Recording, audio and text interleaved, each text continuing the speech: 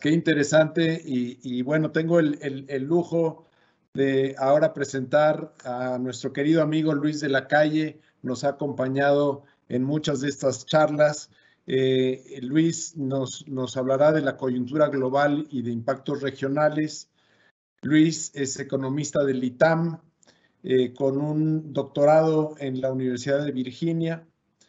Como subsecretario de Economía fue instrumental en armar acuerdos de libre comercio bilaterales y después en la Embajada de Washington pues fue totalmente fundamental en lograr el Tratado de Libre Comercio.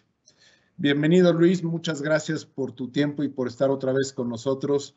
Esta es tu casa, el piso es tuyo.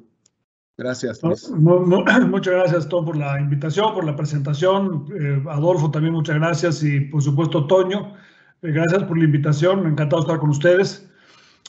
Paco Moreno nos decía que tenía noticias negativas y positivas, como bien decía Toño. Creo que una muy positiva es el avance tecnológico que hemos visto a través de COVID y el desarrollo de las vacunas, no solamente la nasal, sino muchas otras que servirán para otro tipo de tratamientos. Creo que hay una parte muy positiva en eso, a pesar de, digamos, las dificultades que implicó el COVID, implica todavía hoy en términos de salud, en términos de economía, en términos de sufrimiento para muchas personas. Déjenme decirles un poco sobre perspectivas en México y en el mundo, que uno podría pensar que los primeros 3 años del presidente López Obrador fueron los más difíciles económicamente, porque tuviste a la mitad de ese periodo, en el medio, una caída del PIB de 8.2% y todos los efectos negativos del COVID en la demanda, en la oferta, etcétera, ¿no? En las finanzas públicas. Y que por lo tanto los próximos 3 años van a ser 3 años quizá de una menor dificultad. Yo no lo pondría en esos términos. Yo creo que los primeros 3 años efectivamente fueron complejos por el COVID, por la desaceleración que empezó a sufrir México antes de COVID en 2019, y que los próximos 3 años tienen varios retos importantes, pero que vale la pena quizá concentrarse en 2 de ellos. El primero es que, dado la poca inversión que hemos tenido en los primeros 3 años y la reducción de inversión que ya venía en 2019, 2018 y 2017 en la economía mexicana, no tenemos las bases sentadas para tener crecimientos muy altos en el segundo trienio. O sea, el principal riesgo, el principal reto que tiene la economía mexicana en 2022, 23, 24 es que vamos a tener dificultades para tener altas tasas de crecimiento porque hemos tenido bajas tasas de inversión. Entonces, difícil crecer mucho si invertiste poco, ¿no? Ese reto es muy importante porque eso tiene impactos sobre la creación de empleo, sobre los niveles de vida y sobre las finanzas públicas, porque las finanzas públicas requieren de un crecimiento económico para generar la base gravable que te permita tener más recursos para el Estado. Entonces, el principal reto de la economía mexicana es que no tenemos suficiente inversión y que no tenemos un ambiente que es suficientemente conducente a tener más inversión. En ese contexto, el reto más importante obviamente es la discusión de la reforma eléctrica en estas semanas en el Congreso, porque con una reforma eléctrica como está, el apetito para invertir en México será menor y los retos entonces en materia de crecimiento, en materia de creación de empleo, etcétera, y de finanzas públicas serán más altos. Entonces, la gran pregunta es si podemos visualizar cambios importantes en términos del ambiente para invertir en el país o no, y si esos cambios pueden ser eficaces para provocar un mayor crecimiento. Les voy a enseñar unas gráficas que muestran que el panorama no es uniforme. O sea, hay sectores de la economía con un potencial de crecimiento muy importante que lo están teniendo ya hoy en día y donde hay un atractivo muy significativo para invertir. Y en cambio hay otros sectores de la economía que por COVID o por políticas públicas van a tener crecimientos más modestos o incluso negativos, ¿no? En la medida en la que siga la incertidumbre en materia de la política energética a través de la reforma eléctrica, vamos a tener un retraso en términos de hacer al país atractivo para invertir. Y no solamente eso, sino que también disminuimos el potencial que tenemos para aprovechar la coyuntura internacional, que es muy compleja. O sea, cuando uno lee, por ejemplo, las dificultades en China en materia de COVID, en China, por ejemplo, han tenido éxito con la política de COVID-0, pero ahora no tienen inmunidad porque hay poca vacuna y poca inmunidad porque no se han contagiado. En términos de los cambios en el sector de bienes raíces en China, la desaceleración en el crecimiento y los problemas que tienen con su sistema financiero y de subsidios cruzados en toda la economía china. Bueno, eso que suena muy negativo, y lo es positivo para México en el mediano plazo. Lo mismo sucede, por ejemplo, con Ucrania. O sea, Ucrania es un problema muy serio. No deseamos, obviamente, que haya ningún conflicto bélico en Ucrania, entre Rusia y Estados Unidos, etcétera. El impacto puede ser en el corto plazo negativo para el país, negativo para los mercados, pero en el mediano plazo, las dificultades en otros países ponen en una mejor luz las ventajas que tiene México como un país que no está sujeto a los vaivenes de la geopolítica, como tampoco estamos sujetos a los vaivenes de la política en el resto de América Latina, y en términos comparativos México se ve relativamente bien. Si las dificultades en Sudáfrica, en Ucrania, por ejemplo, incrementan el precio del petróleo, pues eso no es necesariamente malo para la economía mexicana, en el sentido que puede fortalecer un poco las finanzas públicas, ¿no? Pero bueno, el punto es que dada esa situación y dada la diversificación del riesgo chino, las posibilidades de crecimiento de México deberían ser mucho mayores. Entonces, el costo de no tener un ambiente propicio a la inversión es no solamente que no crecemos como pudiéramos crecer, sino sobre todo un costo de oportunidad de no crear una plataforma para un crecimiento acelerado, ya no solo en los sectores y regiones del país que crecen, sino en todos, ¿no? El segundo riesgo importante es la inflación, su permanencia, la reacción en materia de política monetaria por parte de Estados Unidos y México, y el impacto que puede tener eso en el resto de la estabilidad macroeconómica y el tipo de cambio en México. Entonces, de esas dos cosas les voy a platicar, de cómo nos vemos en términos de la falta de inversión y el crecimiento, y en qué sectores puede haber crecimiento o no, y cómo reaccionar con respecto al reto de la inflación. Pero en esta primera lámina les muestro números de la Secretaría de Hacienda, que son los pronósticos de Hacienda para el cierre del sexenio en las principales variables económicas: crecimiento, inflación, deuda sobre PIB e inversión pública sobre PIB, comparadas con lo que el presidente llama el periodo del neoliberalismo, ¿no? Entonces, según Hacienda, vamos a terminar con un crecimiento de 1.3 promedio en la presidencia de López Obrador, con una inflación de 3.8, con una porcentaje de deuda sobre PIB de 51 e inversión pública de 2.8. El 1.3 está sobreestimado, el 3.8 está subestimado y el 51% está también subestimado. Si utilizamos la siguiente, por favor. Bueno, con los analistas, ahora que salga la gráfica, van a ver ustedes que el crecimiento es menor, 0.7% de crecimiento promedio durante el sexenio del presidente. Este número va a ser revisado a la baja cuando, cuando salgan los nuevos pronósticos el 31 de enero, el nuevo consenso. La inflación la traen en 4.3. Yo creo que va a ser cercana más bien a la inflación del presidente Fox de 4.7%. Deuda sobre PIB, yo creo que vamos a terminar no en 53%, sino probablemente en 54 o 55%. Al final del sexenio. ¿Por qué esto es importante? Bueno, porque si la tasa de interés, por ejemplo, subiera a 10%, el costo del servicio de la deuda implicaría para el gobierno mexicano 5.4 puntos porcentuales del PIB, solamente para servicio de la deuda, de un gasto total del gobierno más o menos del 22% del PIB. Entonces sería un gasto obviamente muy importante, muy significativo. ¿Le das una más?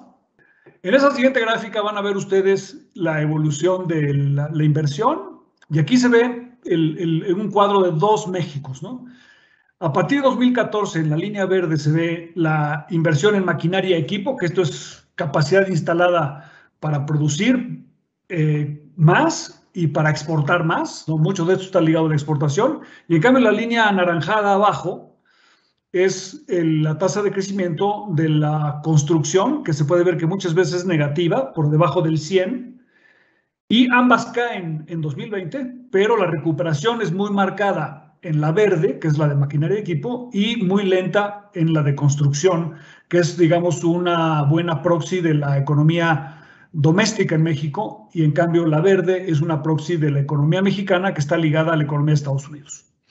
Entonces, tenemos en México una economía creciendo relativamente menos de su potencial, pero sobre todo creciendo menos de su potencial en el ámbito interno y cerca de su potencial, aunque podríamos ir mucho más lejos si fuéramos realmente atractivos en el ámbito externo, ¿no? Siguiente. Les voy a enseñar ahora el crecimiento del PIB por sector hasta el tercer trimestre. Entre más arriba estés, mayor ha sido el crecimiento comparado con pre-COVID. Entonces, por ejemplo, salud, 10% arriba, lo decía el doctor Moreno, o sea, todo el sector salud está produciendo más por razones obvias. Comercio al por mayor, ese es el comercio electrónico, muy por arriba, ¿no?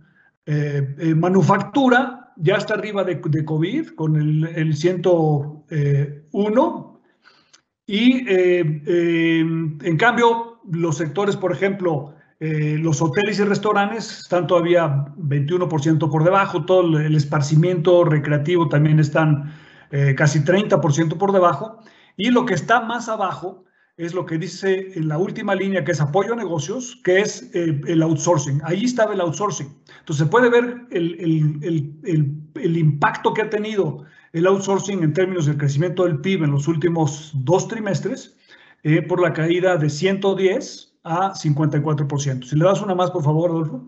Vamos a ver ahora lo mismo, pero desde el punto de vista del PIB mensual, porque el anterior era al tercer trimestre. Aquí está hasta noviembre, y hasta noviembre se puede ver, lo que es interesante ver en esta gráfica es que hasta abajo, los servicios corporativos profesionales de apoyo a negocios siguen muy por debajo de su nivel, y la expectativa es que el impacto del outsourcing fuera solamente en el tercer trimestre, pero vimos ya que se pasó a octubre y a noviembre, y por lo tanto está impactando el crecimiento de la economía en el cuarto trimestre.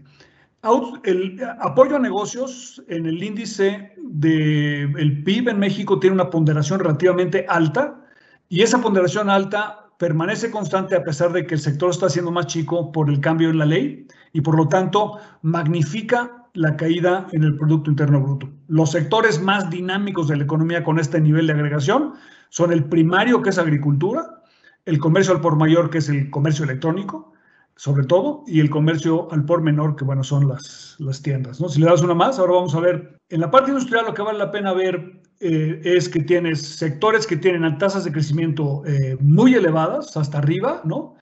Aparatos eléctricos y electrónicos tiene una tasa muy importante. Ahí ha habido una recuperación muy grande, sobre todo en la parte de exportación, pero en la parte negativa pueden ver ustedes en la línea segunda, de abajo para arriba, fabricación de equipo de transporte, que está 20% por debajo de su nivel pre-COVID por la falta de chips para la construcción de automóviles. Entonces, incluso dentro del sector de manufactura, donde tienes una recuperación del 100%, o sea, estamos ya por arriba de lo que estábamos pre-COVID, hay una varianza importante porque hay sectores que todavía no se han podido recuperar. Siguiente.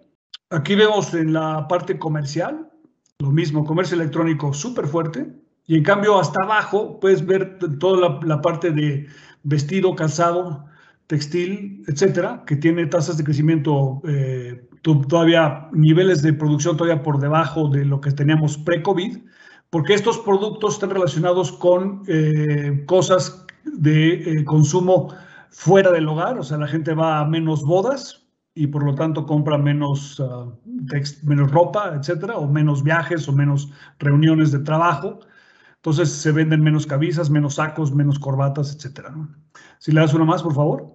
Si lo vemos ahora todo esto regionalmente, vas a ver una recuperación muy importante del norte, que es el azul marino, ya está a niveles pre-COVID, del norte centro, que es, digamos, el Bajío hasta Zacatecas, ¿no? También ya muy recuperado, pero un poquito por debajo. La bajada que se ve en el último trimestre ahí se debe a la producción menor de automóviles en el Bajío. El sur, que se ve con una recuperación relativamente buena en azul, porque ahí tienes la recuperación del turismo en Cancún, por un lado, pero sobre todo la construcción del Tren Maya y la construcción de Dos Bocas, que tienen un impacto, se ve, es notorio, se ve en el PIB, y además el precio,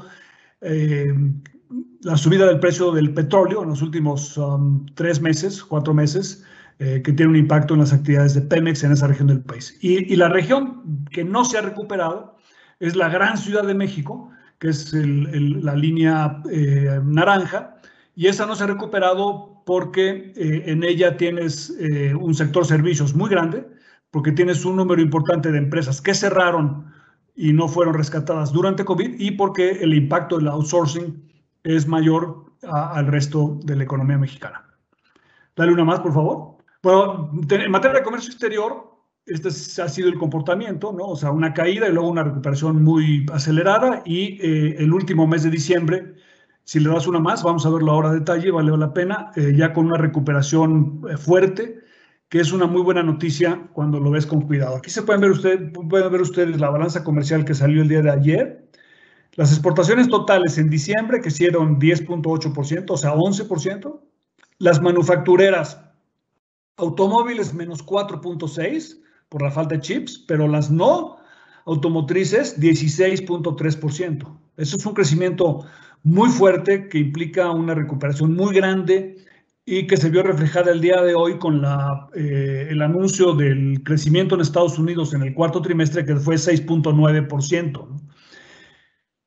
O sea que estas son buenas noticias, pero la mejor noticia que hay en esta gráfica es la importación de bienes intermedios, que en el mes de diciembre se importaron 25% más que el año pasado, en promedio anual 29% más, y sobre todo los bienes de capital, que se importaron 21% más en diciembre y 21.8% más en enero-diciembre de 2021. ¿Qué significa esto? Bueno, que hay un conjunto de empresas que están invirtiendo para crecer, y el mayor crecimiento está, por supuesto, en el sector exportador de manufactura, que tiene altas tasas de crecimiento. Y esto ha permitido, digamos, compensar, este dinamismo ha permitido compensar parcialmente o casi totalmente la caída de la exportación de automóviles y autopartes, que es obviamente una parte muy importante de las exportaciones de México. Pero si ven ustedes, por ejemplo, las manufacturas no automotriz exportaron 300,000 millones de dólares,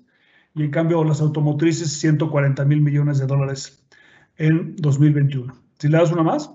Aquí vamos a ver en esta siguiente las exportaciones de México, sector por sector, para los principales sectores de la economía, y ahí se va a ver, aquí pueden ver ustedes, el crecimiento está ordenado del más dinámico al menos dinámico, ¿no? Hasta arriba están los aceros, y luego le siguen los combustibles, que es el petróleo, por la corrección en el precio del petróleo. Y bueno, pueden ver ustedes que el crecimiento en 2021 de las exportaciones es un crecimiento muy generalizado y no solamente concentrado en algunos sectores. O sea, toda la economía mexicana que está dirigida al sector exportador tuvo tasas de crecimiento importantes, y esas tasas siguen y van a seguir. Es ahí donde está ocurriendo la inversión y es ahí donde está ocurriendo el crecimiento, y esto impacta sobre todo al norte de México y al Bajío Norte, ¿no? Siguiente. Aquí pueden ver ustedes la participación de México-China, no pretendo que la vean la gráfica, son 100 capítulos, van a ver 50 en esta lámina y 50 en la otra. En la primera columna, en la medida en la que la pendiente sea positiva, México está ganando participación de mercado. En la segunda, si la pendiente es negativa, China está perdiendo participación de mercado. Y en la tercera, si la pendiente es positiva, quiere decir que México le está quitando a China participación de mercado. Y aquí se puede ver que el éxito exportador Es un éxito generalizado y está en muchos sectores y no solamente en 2 o 3 como generalmente se piensa. Bueno, si le das una más. Ahora voy a terminar rápidamente con una muy breve reflexión sobre la inflación y el reto que implica ella para el mundo y para la economía mexicana. Aquí tienen ustedes la tasa de inflación a los primeros 15 días de enero, 7.1%, pero con una tasa muy alta en materia de alimentos y bebidas, con casi 12%. Esto tiene un impacto político importante y en materia de formación de expectativas de inflación. Es serio y es una cosa que hay que tomar en cuenta de una manera muy especial porque en la medida en la que la inflación no descienda rápidamente, vamos a observar un endurecimiento de la política monetaria de México y de Estados Unidos. Siguiente. Aquí están las expectativas de inflación. Si cerramos el año, los últimos 2 meses del año, cerramos con una tasa de inflación del 3%, y tenemos el ritmo de decrecimiento de precios de verde, el promedio anual va a ser 5.1. Si cerramos con una inflación al final del año de 5%, el promedio anual sería 6.2, y si cerramos a 7%, el promedio anual sería 7.4. Entonces, ¿cuál es la probabilidad que la inflación en México quede para 2022 por debajo de 5%? Pues es realmente baja, porque necesitaríamos que el nivel de precios en su tasa de crecimiento convergiera al objetivo del Banco de México en noviembre y diciembre de este año, y la abrumadora mayoría de los analistas piensa que esa convergencia no puede darse antes de 2023. Entonces vamos a tener inflación y por lo tanto vamos a tener un cierto endurecimiento de la política monetaria en México, pero también en Estados Unidos. Si le das una más. La política monetaria mexicana y la política monetaria de Estados Unidos hay que verlas conjuntamente, y van a ver ustedes en la gráfica siguiente que les vamos a enseñar ahora cómo la política monetaria de Estados Unidos y la política monetaria mexicana, cuando las ves conjuntamente, tiene una influencia muy importante en el tipo de cambio y en la estabilidad macroeconómica de México. Entre 2013 y 2016-17, el peso mexicano sufrió una devaluación muy importante de 12 a 20 pesos por dólar, porque se combinaron un conjunto de 3 elementos que afectaron negativamente al peso. El primer elemento fue la no previsibilidad de la política monetaria de Estados Unidos. Se sabía que iba a ser menos laxa, pero no se sabía cuándo y cómo, tanto por el taper tantrum como por el incremento de la tasa de interés. Ese es un factor. El segundo factor era que el Banco de México tuvo una política monetaria relativamente laxa esos años, o sea, bajando la tasa de interés, cuando Estados Unidos estaba anunciando que iba a subir. Lo pueden ver ustedes ahí en 2013 y 2014, ¿no? Y el tercer elemento fue que en esos años, en 2013, 14, 15, México tuvo los déficits de gobierno más altos del periodo del presidente Enrique Peña Nieto, entre 3.5 y 4% del PIB por año. Esos 3 elementos hicieron que el peso mexicano tuviera una devaluación muy importante en la línea verde de 12 a 20. ¿Qué va a suceder ahora en 2022? Bueno, en 2022 vamos a tener un endurecimiento de la política monetaria de Estados Unidos. Se va a incrementar la tasa de interés varias veces. Le preguntaron ayer a Jerome Powell, porque hay 8 anuncios de política monetaria en Estados Unidos. Le preguntaron si, porque la expectativa es que sean 4 de esos 8 donde haya incrementos, es lo que está descontando el mercado. Le preguntaron si podía haber 2 seguidos y no lo descartó. Y también le preguntaron sobre no solamente el taper, que es la eliminación de las compras de la Fed de bonos en el mercado abierto, sino también de la reducción de la hoja de balance de la banca central, lo que quiere decir que no solamente no compre, sino que empiece a vender bonos en el mercado abierto y el impacto que eso puede tener en las tasas de interés. El primer factor es la vulnerabilidad de México dependerá, uno, de cuánto incrementa Estados Unidos y qué tan predecibles sean esos incrementos. Si son poco predecibles, cada vez que vaya a haber una reunión, el peso mexicano se va a ver presionado. Y la presión del peso mexicano va a depender tanto de qué se espere como de cómo reacciona el Banco de México y cómo después, una vez que termine la reunión del Banco de México, de la FED, si el Banco de México acumula o no reservas después de esa reunión, cuando el periodo de reevaluación del peso suceda temporalmente a veces. Y el tercer impacto negativo que vamos a tener potencialmente es que México va a tener un déficit de gobierno relativamente alto, más alto de lo que está prediciendo la Secretaría de Hacienda, porque la recaudación va a ser menos dinámica de lo que ha sido, porque ha habido poca inversión y eso lleva poco crecimiento, y porque va a ser difícil contener el gasto público, y digamos, esa combinación es la que puede llevar a que haya una cierta inestabilidad del peso.